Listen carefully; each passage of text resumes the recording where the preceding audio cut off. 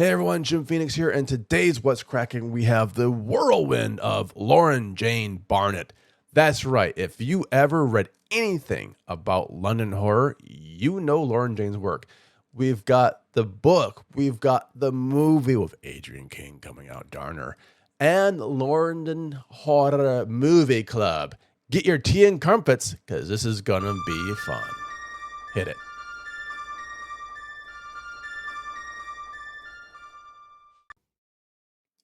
Hey everyone, Jim Phoenix here, and today we've got none other than the runner, no, wait, what?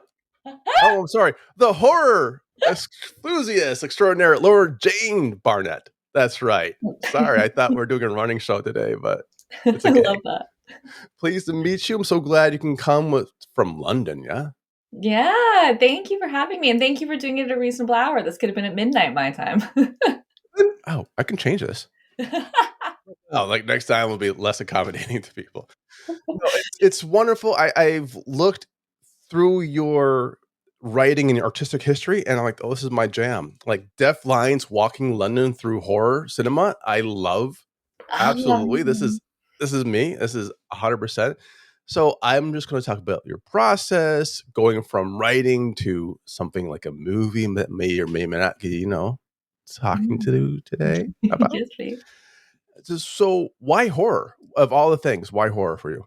I've always loved horror. I mean, I from when I was little, my dad would watch Hitchcock with me. When I was a kid, like Turner Classic Movies. Yeah. Oh, very I cool. mean, The Birds was probably I think my first one, so it was dove straight in. Boys. But yeah, I always loved it, and I was doing I was like studying, and I was finding myself really bored, and I was doing all these walks around London because you Yeah. can tell I'm American, and I wanted to like get to know the city more. And nobody did any walks about horror films here. But there's so many great horror films here. I couldn't believe it. It was nuts. This was back in like 2014. I think there's a few now, not just me. I know the Vincent Price walks are a thing as well. But yeah, so I couldn't believe it. So a friend of mine said, "Well, just do them." And so I did. And then I met a publisher who said, there's a book in that. And There he is. was right. I'm all like prepared. I have a prop. Sorry for the Yay! auditory people, but It looks I so turned it good. into walks. That's a book. It's a weapon too. It is. It's It's great, a especially in proper a city size like book. London. You Ah, go. here's another horror film right now we're doing. And this is amazing. I love the concept of it because I am a movie fan, and a lot of people who can't get to London, I'm looking at reviews like, I'm not even in London. I love reading this stuff. And it makes them want to go. Like one day I'll go and then just follow along the book. Yeah, I'm really lucky actually. Somebody sent me an email saying like thanks to Google Maps, they were able to do one of my London walks. So Oh they my just like put God. the locations in the Google Maps. It's so cool. Isn't that amazing? Oh my God. You're the new James Joyce for Dublin.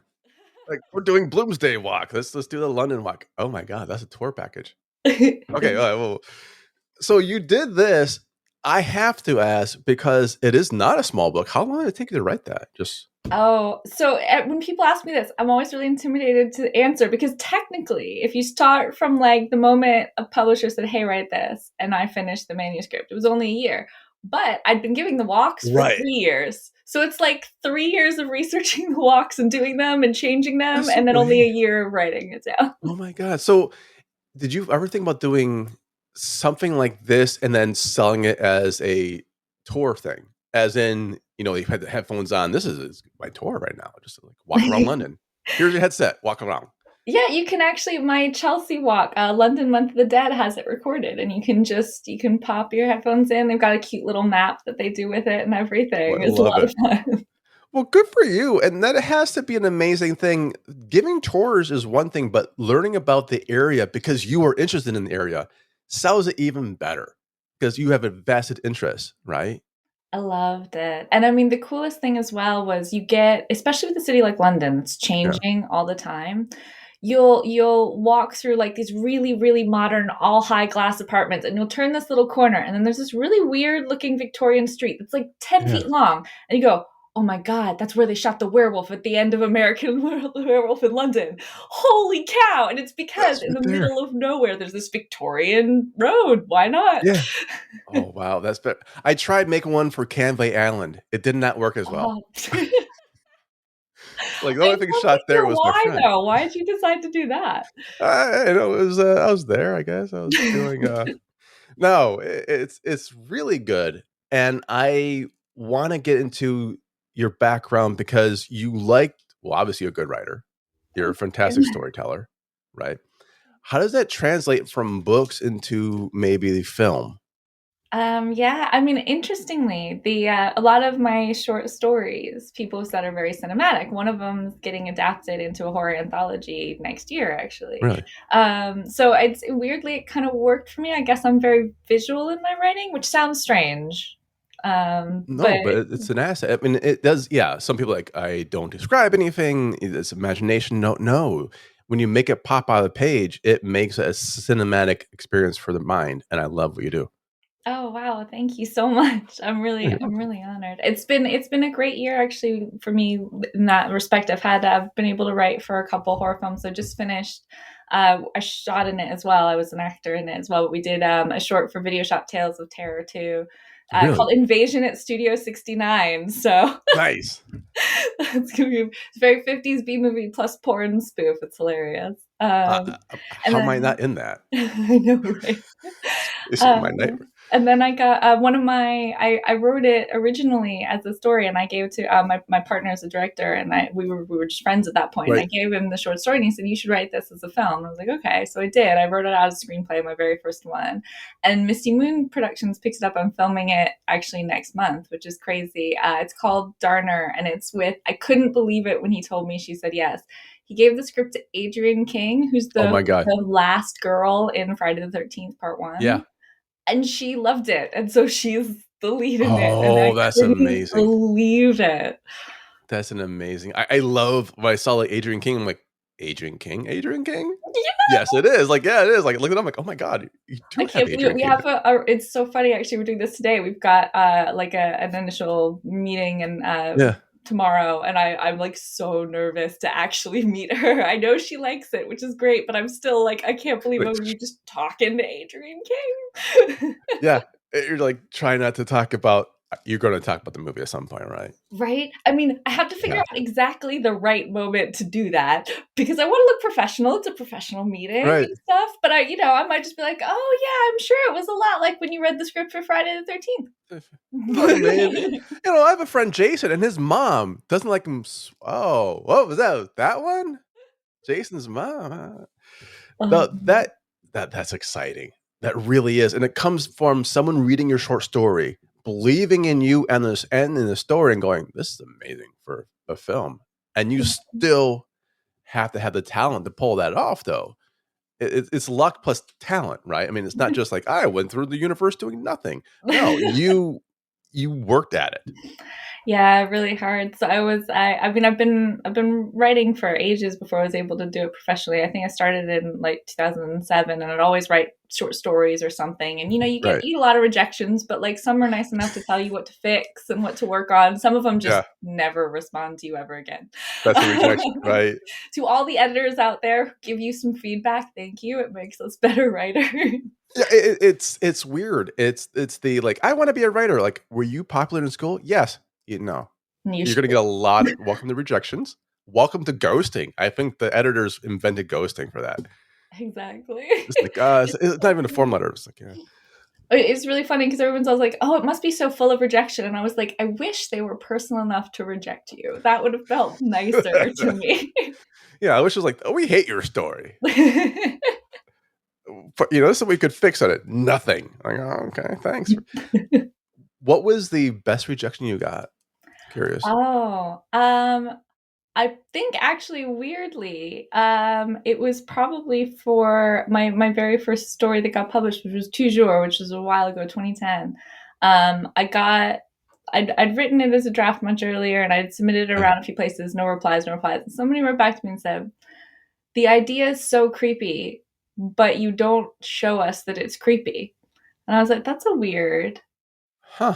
huh? And so I wrote back and I was like, you absolutely have no obligation to tell me about it, but Right. could you explain that a little bit more? She wrote back to me. She's like, well, you don't make the atmosphere creepy. So what's happening? The plot, I know intellectually is really upsetting, Right. but I don't feel it. And that totally changed the way I went about writing, because I was so plot driven. I was so like, oh, action movie, you need to have like interesting stuff happening all the Right. time. And it really changed writing for me. I was like, oh yeah, it's about these people have to sit with it. So they have to feel everything from the first Right. moment of what you want. And it's made me such a great writer. Well, like not great writer, it's made me a lot better though. You know what? I've read it. Not that particular one, but I've read your stuff. I think great writer's good. Thank It's you. a That's good very moniker for you. kind. Yeah, yeah. Thank I mean, you. come on, you're gonna work with Adrienne King. I If can't. you ever wonder, like, am I a good writer? Just remember Adrienne Adrienne King likes King. my Yeah, writing. that exactly. For me, it was Uhura. Like that's exactly it. It was like you just need that one person that really that you looked up as a kid, going, "Oh my god, like they like me. They truly like me." And that's great feedback. And I think you did a lot of writers don't do. They'll get the rejection email and go, "Ah, whatever, loser. You don't like my stuff. Fool on you." But you wrote back, Mm, and probably I'm guessing politely because they wrote back to you afterwards, yes. right? I did not want to piss them off. It was great Right. they'd written me back. It's like it's gonna be like, oh, here we go, and that goes a long way. We have anthologies. We used to work with authors, but anthologies. When we have to reject something, I always feel like really bad. I'm like, oh, I hate rejecting because I hate being the person saying, "Sorry, you're not ready yet." But Mm. the yet part is it. You're not ready yet. Work on your craft more. Come back later on. Fix this, and then be fine. So you took that rejection and it made you a stronger writer that landed more and more like deals and major things coming like Darner's coming out. What is the feeling when you're looking back on your career? Is it just like a whirlwind or is it kind of like, oh, I knew this was going to happen? No, total world. I mean, especially the films have been a total surprise. I think when Yeah. Deathlines came out, I was like, okay, I'm a proper writer now. I can like focus on this. And I was at this Dark Fest, which is this amazing horror festival here in London, and Pauline Piet, who's in, she's a Hammer sort of actress here, and she was in Dracula AD 1972, which is one of the films in my book. And so I was like, "Can you sign my book? You're in it." And she said to me, "Oh my gosh, you have to meet Tony Martin, who's actually now my partner, but he's a film director, and he's the Right. first one to try and help me get my writing into sort of screenplay shape." And so that was only 2 years ago in November. Oh So my the God. last 2 years, I've written 5 different things. 3 are about to be filmed. 2 already Really? have been, and that's been total surprise, total chaos, and so much fun as well. Because it started basically with me being like, "Oh, I'd like to like be an extra in your movie," and I did like a little scene, Yeah. and then I ended up being in loads of other films, and other people were like, "Oh, you're a writer. I'm a director. What do you write?" And then that's Alex, who I did Video Shop with. I'm working with somebody named Tom Lee Rudder. He did Pocket Film of Superstitions. I'm doing a film with Cool. him called Trial of the Undines. And it's just like all within the past 2 years. Yeah. It's just putting yourself out there, I think. Like they Yeah. will come to you. You have to come to them and just be personable. Yeah, I think that's the other thing is it's really I don't know if you found this as well, but I think people who love horror are always willing to sort of talk to you about horror, always excited to meet someone else who loves Yes. it. And it's that Yeah. really like amazing environment that get to know people really well and you can have a great time and but then you can also be like, "Oh, hey, you love horror. Read this, tell me what you think." And they'll give you really great honest feedback because Yeah. they really know their stuff. That is it's actually has been my experience, and this horror is a really weird genre for me because it is like a family. Yeah. As soon as you start talking, I'm like, "Oh my god," you can overhear someone talking about it, and they'll welcome you into their conversation about it because they love it so much. I'm like, "Oh, I didn't even know you before like 5 minutes ago, but let's go." It's welcoming, and everyone wants to help you. Yeah. Everyone really the one wants to step behind you. They all wanna help because it's more horror, the better.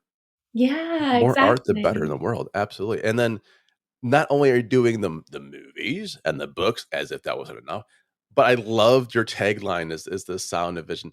The London Horror Movie Club. Yes. What is the London Horror Movie Club? Oh yeah. So my big brother who introduced me to horror movies, Chris, Right. is in North Carolina and he and I do the podcast, which is London Horror Movie Club. It started out with us reviewing horror movies that were set in London because I obviously know Right. a lot about them. And then the more I got to meet people in the indie British horror industry, the more we're like, hey, come talk about what you do. Because everybody likes to listen to like the big guys, but they Yeah. have so much support and so much more going on. They don't have to be, you don't have the director who's like holding a lamp to try and make it be a lighting rig while having built the costume you're wearing. And their stories are insane and incredible. Yeah. And they go to crazy lengths while holding down full-time jobs to make these movies they love. And That's it's just exactly, great. yeah. It's the indie part, and I love podcasting because, like, thank you, Kevin Smith, but it's the last place that you can have total freedom. Do you want your format's your format? People will come Yeah, it's because true. it's I gonna be don't know fan if based. this Yeah, is true for you, but like growing up, I mean, horror fans, I assume you're one of them, and niche fans. It took ages to find somebody else, if you found them at all, who right. got you and who liked the stuff you liked. And now my brother and I can talk nonsense with another horror director and be like, oh yeah, it's amazing. And then someone on, in China even will find us and go, oh my God, I loved that movie. I That's the amazing part about the internet when used for good. Yeah. It can really, I know, it can really make branches out to people. When you're looking at statistics, like people from what country are watching me right now? That's insane. Right. That's insane. But yes, growing up in a small town, if you lucky have like friends at all, but to have the horror friend that can like just go through the cheesiest from the B's all the way up to the Blumhouses, we'll say. It's like, yeah, this is it. This is our jam. And finding it on the internet, you have the family. You have, if you ever watched The Last Drive-In with Joe Bob Briggs, you have the mutant fam, and they're very supportive. You have this family and this family and this one, and all ones are nice. We had like Isaac Thorne on before, and Isaac's got like a bazillion followers, and Yeah. he's like, "Yeah, I know. I just push everyone because I believe in horror." I'm like, "That's so nice, man. Love that. I I love love it." that. God, he's a great writer as well. He's really engaging. That's so cool. Yeah, it is, and I, with my ego, he submitted something a long time ago to an anthology we did. I'm like, "Oh my god, your writing's great. You'll go far, kid." Or You like, knew him when? yeah, yeah, what? He's already established. I was like, "I discovered you when you're already discovered." Oops. Yeah. But yeah, it was like the little things. It's just little things that add up. Now, has anyone come to you as saying, "I need a mentor. I need a horror mentor"? No, no, they haven't. And I think that's probably a good thing because I'm still getting my feet grounded, if Are I'm you ki if this is getting your feet grounded, I hate to see when you're full steam. honest. Thank you. Like, honestly, it's I think, correct me if I'm wrong, but I think that if you go to conventions, are you going to conventions for your own stuff? Yeah, You can get booths? a whole horror convention very kindly invited. My very first one is at the end of this month, and I'm going. And I've even got like, actually, it's really funny. You appreciate this. They asked me to like do pictures for people to sign for Yes! the movies, and I was like, who is gonna want a Lauren Sapkowski photo? Tons. Okay. Tons of people. You have no idea. You have no idea. As long as you're there and then your stuff looks cool, they don't care. They That's will be your awesome. best friend. Yeah. And that's the perfect picture for it. I'm like, hell, I want one of those now. I It, love it- that one. The vampire from it's from when I it's did Wishes the Sands. Best. It was like 30-second scene, and I have so many photos of it. which is in the sand, and that's the Tony Martin one, yes? Yeah, so it's a feature. It's coming. It's gonna be out end of next year. But it's like it's got that's some. I got to act with Linnea Quigley in that. Oh I my mean, that he's got so many incredible people. I got to act with Simon Bamford from Hellraiser. He god. was amazing. I love him to pieces. That oh my god, that is Simon. I'm like, I was looking at them like, oh, Yeah, and so I mean, familiar. everyone's in this. Brink Stevens is in it. Lindsay Drew Honey is in it. Linnea Quigley, Deborah. I mean, it's ridiculous how many people. Ian McCulloch, I got to meet because he was in it. It's like Really? all of these childhood heroes. And you're just like, oh my God, you're in like Cannibal Holocaust. Who I are know. you? Like, I can't believe it. I can't believe it. I can't believe it. That's amazing feeling. And all because, not all because, but dang, location, location, location, right? Yeah, these walks that I did, and then this book, and then it's basically the foundation of my whole career. It's crazy. Following your passion. Yeah, I'm following your lucky. passion, you can't go wrong. Absolutely. No, it's true. I mean, it's However, a great example of like it's doing something you love versus what you thought you should do. I was doing a degree in something else, trying to learn how to teach, and I was bored and wanted a horror walk, and so I made them, and then all of a sudden, that's somehow amazingly, magically become my life, and I'm so lucky. that doesn't, but you're still teaching in a way because you're showing you it's a service. It's actually an educational experience. Deaf Lines Walking London Through Horror Cinema is an educational book Yeah, that's from true. a certain point of view for horror lovers, especially.